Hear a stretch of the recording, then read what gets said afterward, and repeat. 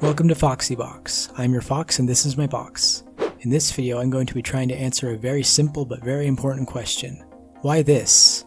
And to answer that I'm going to explain what furries are because it's very relevant to the question of why this. Now normally when people explain furries they use the word anthropomorphic. And I don't really like how long that word is because using that word instantly makes me feel like a pretentious geek.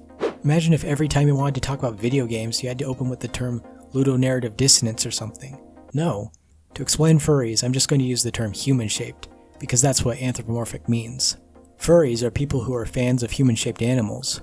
We like human-shaped animals because they offer a nice disconnect from reality and allow us to open ourselves up to people in ways we might not feel comfortable doing otherwise. Also, they look cool and come in a wide variety of aesthetically pleasing shapes and colors. So even if you're totally comfortable with people, furries have a very nice aesthetic to them. There's a reason an extremely prominent source of media iconography is a mouse, a rabbit, and a hedgehog. All of which are so iconic they only need to show their silhouettes for you to recognize them, and all of which are technically furry characters. So in a way, furries kind of control society, which means that it's very important that you know what they are, because it is impossible to go your whole life without being confronted with them. So that's furries. But what I really want to go into in this video is my own personal relationship with furries, because my feelings on this fandom are kind of complicated. Mostly positive, don't get me wrong, but there are admittedly some weird things about this fandom. Not that I need to explain that or anything, there are weird aspects of every fandom. But in a very real way, the whole furry thing is a very significant part of my identity, and there was a time not too long ago when that wasn't the case. I still remember where I was around 4 years ago. That's almost half a decade, which, is fine. My relationship with the passage of time improved once I started classifying everything after the Industrial Revolution as recent. Maybe once I reach the centennial of my furry conversion in the year 2117, I'll start thinking, maybe that was a little while ago, but I digress. So at the time, 2017, my identity revolved more around video games. It's quite easy to develop an identity around interactive media because it's very involved. You not only get to pretend your life has meaning for a few hours, but you have an outlet through which to prove yourself by making arbitrary numbers go up. But the problem with my personal relationship with video games was that I was primarily interested in games like League of Legends and Dota 2. Which were games I did not enjoy playing, but loved to think about playing, so it felt like I was kind of torturing myself with my own interests. And every single time I think about that time in my life when I didn't really have much going on, I think about where I might be today if that phase of my life continued. If I was still just a video games player, or gamer as one might say, I would not be doing well, let's just say that. But eventually, something happened that made me who I am, that forged my identity and made me a real person with interesting qualities. I started watching cartoons. I watched the Animaniacs, I watched The Lion King, I watched the Aristocats, I watched Tiny Toon Adventures, the Looney Tunes, and I suppose I might as well throw Tom and Jerry and Woody Woodpecker in there. I also watched Space Jam, which was a very important movie for me because it taught me how to enjoy movies even when they're technically not very good. I still frequently rewatch it. And also Who Framed Roger Rabbit. That was also a very important movie, both to me and the animation world at large when it came out. And watching all these films and cartoon series made me realize that I had a passion for classical animation and cartoon animal characters. I loved how they looked and how they moved across the screen. Films like Roger Rabbit and Space Jam were also a treat for the eyes. I love how the characters appear in those films. It's very juicy and detailed while still retaining a form of stylistic simplicity. And the reason they look like that is because interacting with the live-action world necessitates that the characters have shading and highlights, so that they look like they have a three-dimensional form, like they're being lit by real-world lights. But that's a whole other video.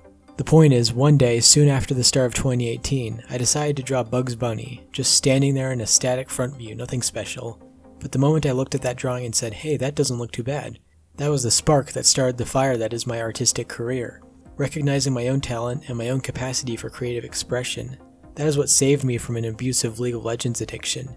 To this day, it's not uncommon for there to be a full half a year between league matches, because I no longer need video games to feel good about myself. The value comes from within. And then around the time I discovered VivziePop, which is about 3 to 4 months after I started drawing, I got inspired to draw my own original characters. Olivia the Fox, Ashley the Squirrel, Flint the Rabbit, Steve the Coyote, Catherine the Cat, Mary the Cat, well, don't mind if I do, and a whole bunch of others. And after exposing myself to all these cute characters, all of which came from my own brain, I learned a lot about myself. I learned I was bisexual. I learned that I had a lot of creative potential. I learned that I could develop an online following. I learned that I could do music. And none of this would be possible without furries because nothing else would have been nearly as interesting for me. But then there's the dark side to all of this. There's the knowledge that these characters aren't real and that the real world is not nearly as fluffy and appealing as the furry world. Sometimes it's easy to look at these characters and their loose relationship with clothing and wish that you could feel comfortable too, both with yourself and with other people. Comfortable enough to show yourself off. You see, there's a reason I'm drawing my fursona in his underwear in this video. Because yes, there's an obvious appeal to this that I don't need to explain. But the unique thing about animal characters is that they can show off their entire bodies, and it's not inherently pornographic. You can have your character exposing themselves to everyone, and instead of being freaked out, they say, "Aw, he's cute," or "Aw, she's so fluffy, I want to cuddle her." It's only pornographic if you want it to be. So as weird as it is to mention, the fact that furry characters can just be straight up naked and it's completely okay, sort of represents the idea of being unburdened and having nothing to hide. It represents self-confidence, especially when you consider that furry characters often have very elaborate and colorful patterns on their bodies. Not only can they expose themselves to everyone, but they're literally a walking work of art.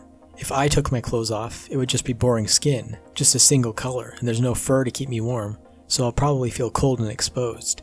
Not that I'm not comfortable with my own body, but objectively speaking, furry characters have much more interesting bodies.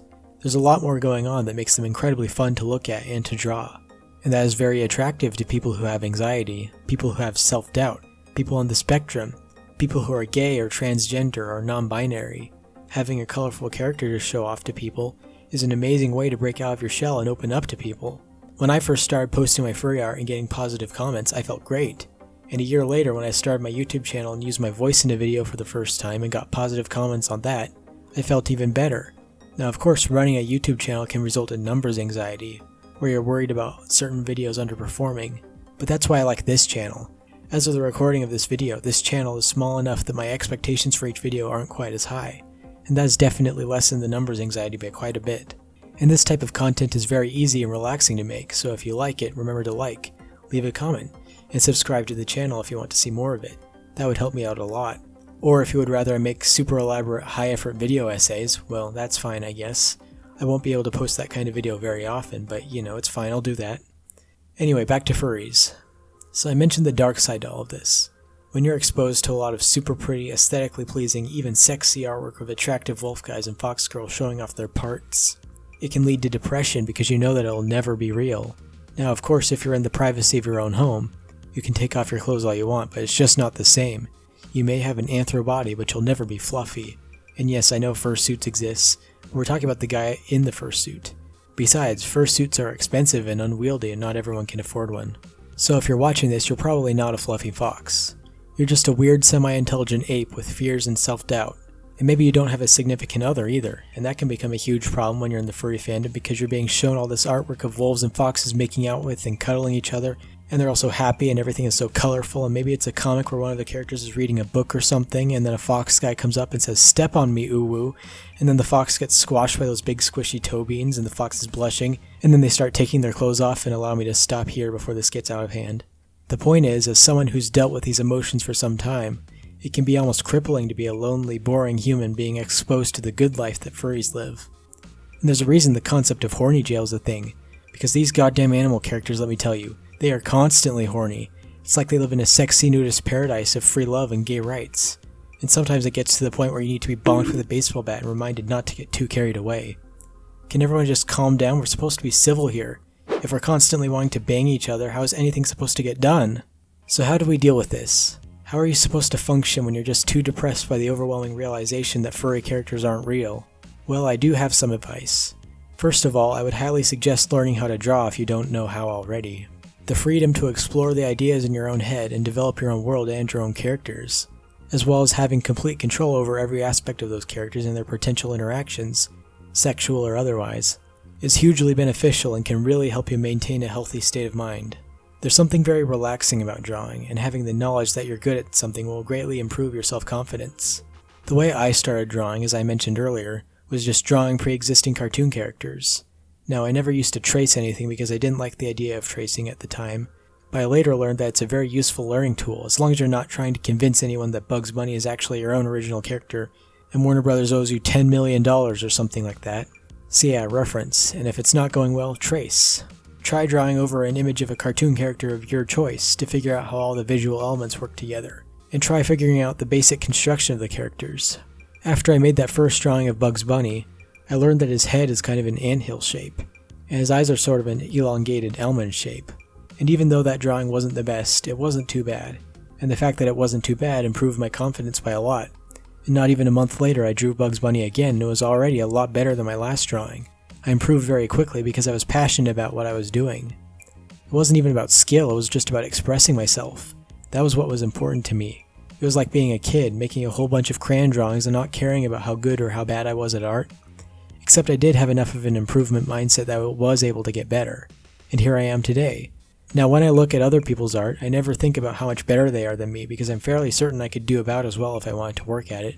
Now back to the topic of coping with the reality of hot wolf guys and sexy cat girls not being real. One thing that really helped was learning to reframe my emotions. When you get flustered by a risque drawing, don't think about how dissatisfied you are with your life, don't think that you have to do anything differently. Just try and think of it from a more positive perspective. That flustered emotion you're feeling is the same emotion you would feel if those characters were real and you saw them walking on the sidewalk, because your mind is making it real in that moment. And if you have an active imagination, just do the thing where you imagine them walking up to you and hugging you, and of course you should make peace with the fact that it's not real, but just know that the emotions are real, and that's enough. If you're that distraught about not having a strong wolf boyfriend to squeeze you between his bulky thighs, just remember that since wolf people don't exist, it means that they were never a part of our evolution, which means that biologically speaking, we do not need wolf guys to survive, we just need other people. And you know, if you're lonely, dating apps exist. Maybe if you're able to improve your self-image enough to the point where you realize that there's a very real possibility that someone could potentially be romantically interested in you, you can have someone to talk to about your emotions. Maybe even someone to snuggle up in bed with? I don't know, just a thought, who knows? It's very possible that you could achieve that if you take a step back from your own mind and think about things from a more neutral perspective. Who are you really? What do you really need? And what are you actually able to accomplish? And I am not knocking fetish art. I mean, I'm the guy who made a song about how I want Luna from Helva Boss to step on me. I am not free from sin either.